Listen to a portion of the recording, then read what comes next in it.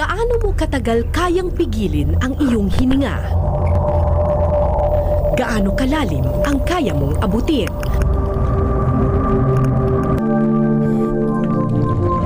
Ang free diving ay isang paraan ng pagsisid na di gumagamit ng anumang aparato.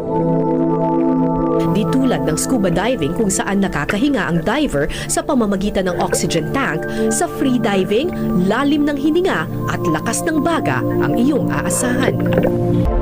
Ang susi sa pagsisid, maging panatag ka sa tubig. Kalmado ang puso, kalmado ang isip, kalmado ang bawat galaw.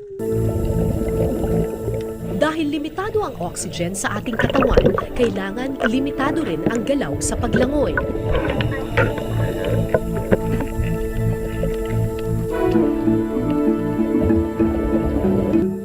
Ilang beses ko itong sinubukan kasama ang mga freediving enthusiasts sa Davao, pero hanggang 20 segundo lang ang kaya ng aking hininga. Makapigil hininga ang kanyang pagsisid. Tagal nang nakikipagsapalaran ng tao sa karagatan. Nung una, kalmado pa ang dagat. Pero mabilis itong nagbago at paglubog ko, pansin kong malakas ang hatak ng dagat sa ilalim.